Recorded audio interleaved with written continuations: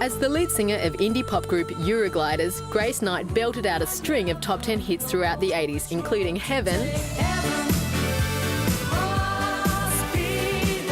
and We Will Together.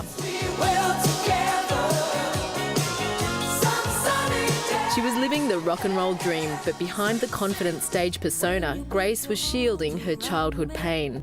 Now in her memoir, Pink Suit for a Blue Day, Grace reveals her harrowing family secret and tells how she found peace.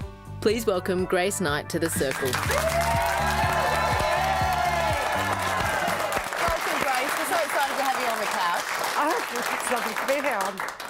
I'm so interested in Denise's breasts. When you look at some of those old film clips, what memories come flooding back when you were living the rock dream?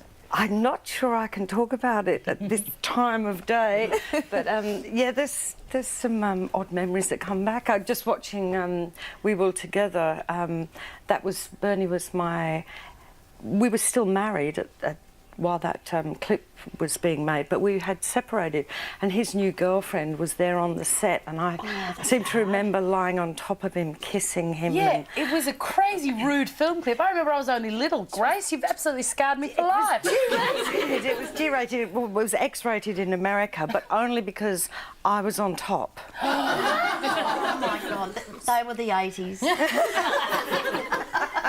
Now, you were an absolute wild child, weren't you? Yes, a little bit. You were a bugger of a kid. Really? We bucket a shite, I think, is a family sort of term of endearment. And your brother taught you to fight? Yes, he did. Which amazed me, but properly? Oh, properly. Oh, yeah. Look, you could either sort of, where I came from, you could either get a whack, and then someone would take your lunch or your sweets or whatever, and you would always be there, you know, the next week, or you stood up for yourself, and I stood up for myself. Because he taught you. Yes, he did. Grace, tell us about how you started in music. It was a long journey. Look, it's kind of genetic. It's, you know, my father was an opera singer, and his dad made records for expat Scots in Canada. My nana was a stage performer, and I got thrown out of every single music class I attended throughout my whole school career, but I became a singer. So I think it was a, genetic thing. Grace, in your book, you describe a legacy that you've carried through quite a traumatic childhood. Take us through how that has affected you in your life. Look, I was a child victim of, abuse, and I think what that does to a young child that can't understand it is that we put up barriers, and we define ourselves from behind those barriers. In my case, it was something that travelled through my whole life, that I felt abject worthlessness. No matter how successful or how many people came to my concerts or how many ARIA awards I won, I was never felt good enough, no matter what it was. And this was very much the product of being an abused child, which is kind of why I've explained that this is my book about It's on the Oh, we've got it on the screen. and I've explained that as part of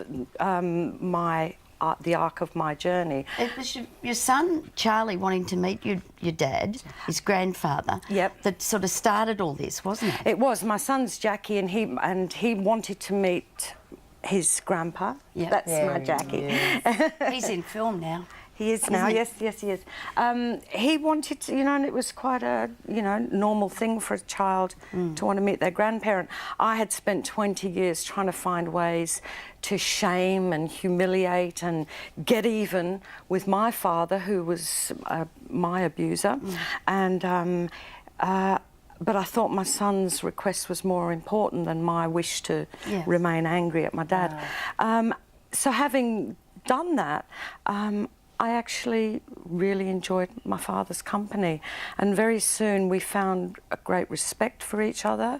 I realised that although what he had done to me was totally unacceptable, there was more to him than that. Yeah. And so I was actually able to forgive and find redemption for myself. Did Georgie finds that amazing, don't you? I admire you so much for that. I think that must be such a huge process for people that go through that to get to the point of forgiveness. Was there something, Grace, that take us through that process of you being able to? Was it a lightness suddenly? And it's a very long process. I've been trying to analyse this since I was, I don't know, 20 years old. I'm nearly 55 now, so it's been a very long process. I sought professional help, and it didn't help me. But the thing that really did help me and gave me that lightness was actually forgiving. That was the very thing. And so, although it sounds like something, impossible to do, it's the very thing that released me and, where I found redemption. That forgiveness, did it come as a bolt out of the blue, or was it over time? It was over time, and I realised that with my dad, there were many things about him that were me, and if I continued to hate this person, I might as well continue to bash myself. Inside. Yeah. did you verbalise the forgiveness, Grace, to him? No, I didn't have to, because what happened was when I actually saw him and I saw this frail old man, I realised that in finding my redemption, I didn't need anything from anyone. It was something, although he had done something to me, I was the one that fed and nurtured that legacy. I was the one that defined myself as being worthless.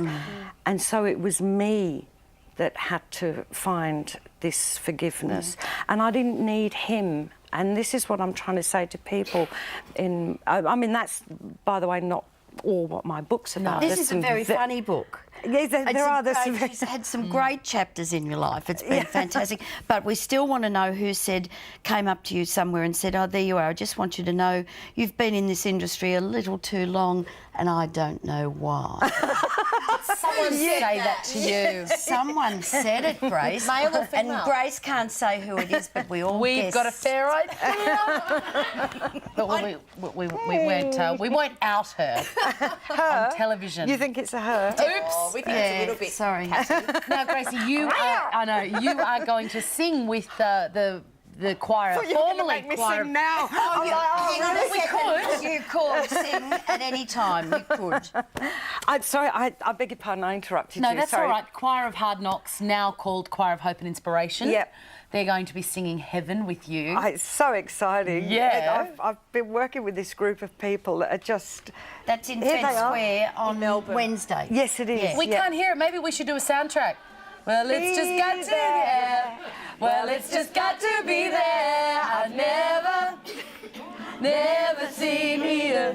I want to live in this place. Oh, gorgeous. So it's don't yummy. forget, get the book. It is It's such fab.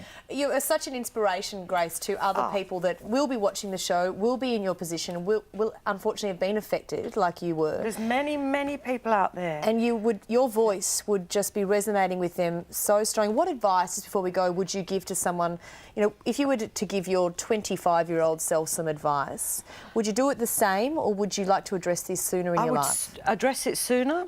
I would look at the strength behind the words that I used to define myself, and I would have got over it an awful lot quicker and enjoyed the things that a 20 and 30-year-old should be diving into. Look, you can fix yourself. I think that's the thing. But forgiveness is the thing. Look, isn't it? there's different. Finding forgiveness. You know what? There's Finding different forgiveness. horses for different courses. I wanted to hurt my father. No doubt about it. I reached that point, but other people, they have their own journey, and maybe a boot up the arse might be exactly what they need. So I'm not trying to be prescriptive in my book, but I do say that you can. Descriptive. Descriptive. Descriptive, that's right. And I'm going to lift these up. Great advice. Please put your hands together for Grace Knight.